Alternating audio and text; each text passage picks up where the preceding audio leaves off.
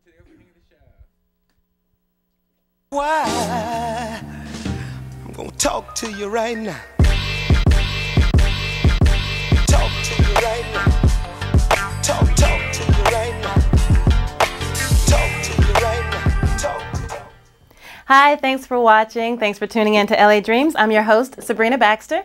And today, as always, I have some very talented individuals from in and around the Los Angeles area who are going to give us a chance to get to know them, get to know what their dreams are, and get to know where they expect their dreams to take them in the near future. As always, LA Dreams is an avenue to allow our talent to showcase their skills and possibly to allow you at home, who may be working behind the scenes or in the forefront of a variety of projects, to find some new, fresh-faced talent. So with the hopes of doing that, we're going to go ahead and get started today and introduce you to our very first guest. His name is Amij. Amij, come on over and join us. How you doing? I'm all right. How you doing, Sabrina? I'm good. It's a pleasure to meet you. Thanks for joining me today. You're welcome. Very welcome. Now, you are a hip-hop artist and a songwriter, correct? Yes.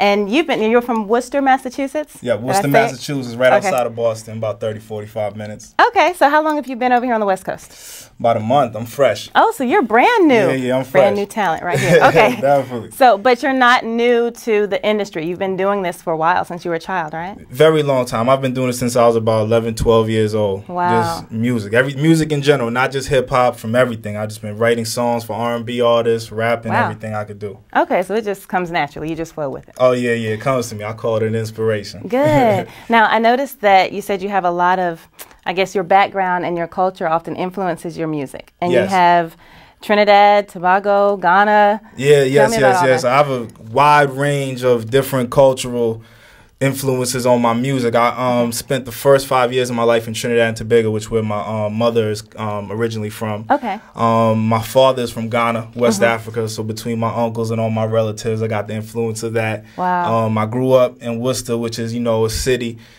pretty much out there, rapping on the streets, going in between talent shows, everything. Getting your hustle on. Yeah, everything out there, everything. Good. So it's beautiful. I went to college also, an hour away, so I have school life influence on me also. So That's I mean, excellent. just those lot of things, those things just bring a real wide range of music that I'm able to grasp a lot of people with. Right, and it makes your sound unique. So I'm sure you're making everybody at home proud because you're bringing in your. But that's good. That's really good. Definitely. Now, when you mentioned college, this is why I thought you'd be such a good guest, good talent for the show, because it's all about introducing people who kind of pave their own way and make the opportunities without waiting for that next gig to come to you. So I noticed in your bio that in college you actually dropped 2 CDs. Yes. And sold over 3,000 copies. Yes. Over at Salem State College. It was a friend of mine that I met from Newark, New Jersey, by the name of Lava. Okay. We got together. It was an interesting story. When we met, we rapped at each other for about 2 hours straight. Right. Just going back and forth, verse for verse. Then we decided, look,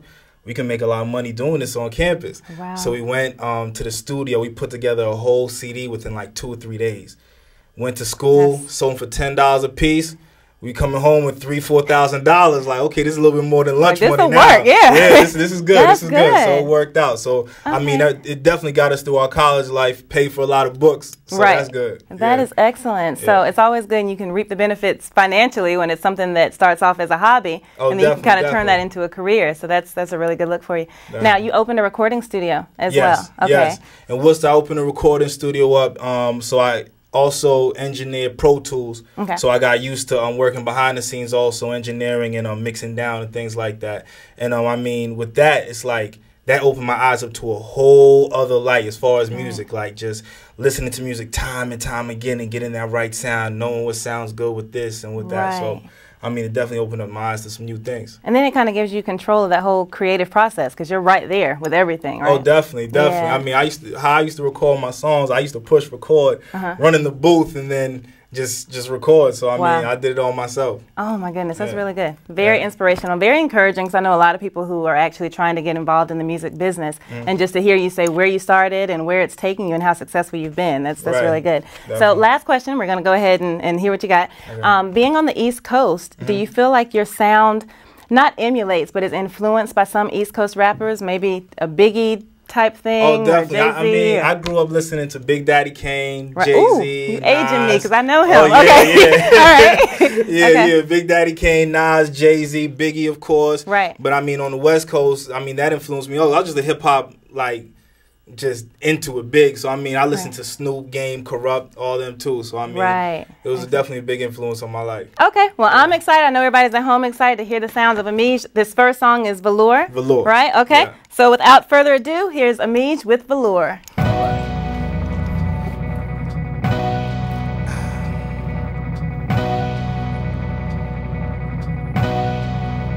Yo, I got the soul of a Marcus Garvey / Langston Hughes / old guitar playing the blues. The style of Versace or Louis Vuitton properly placed on a runway model. I'm the prophecy. I got a flow worth about a few tons of gold stashed away. The IRS should audit me, cause if I bring it out, the appraisal is so high I could probably mess up the economy. You don't want it with me. I'm the bomb like Habib Muhammad Ahim. I'm the walking martyr. If I blow up, I'm taking everybody with me. V Twizzy waiting for little Kiki. Even though by the time she reach 16, they most likely upgraded to a V16. We'll just trade it in. V16s, let her shine like 16 volts times a million. 16 volts to hold the millions. I won't stop until my child straight chillin' like icicle pops.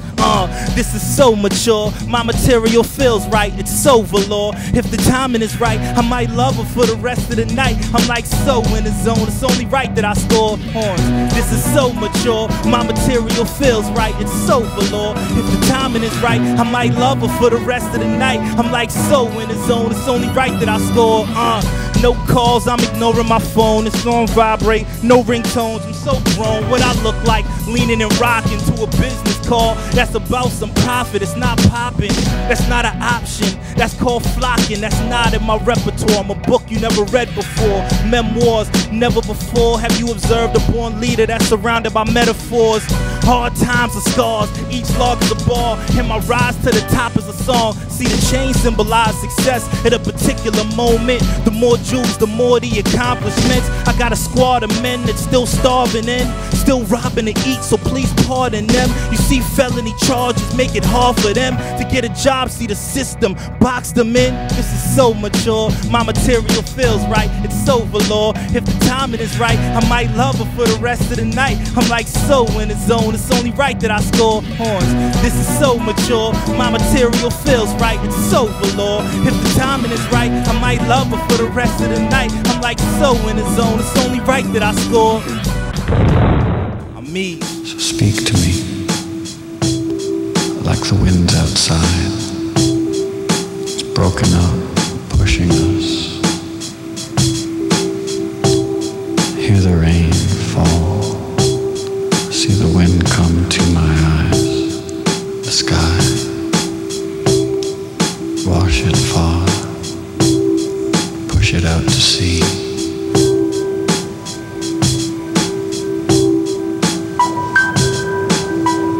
I watch it lift up to the sky. Bureau of Land Management Wilderness belongs to all of us. Sadly, 2/3 of it is gone forever. This is Robert Redford asking you to help us keep the rest free. A message from the Wilderness Society and the National BLM Wilderness Campaign.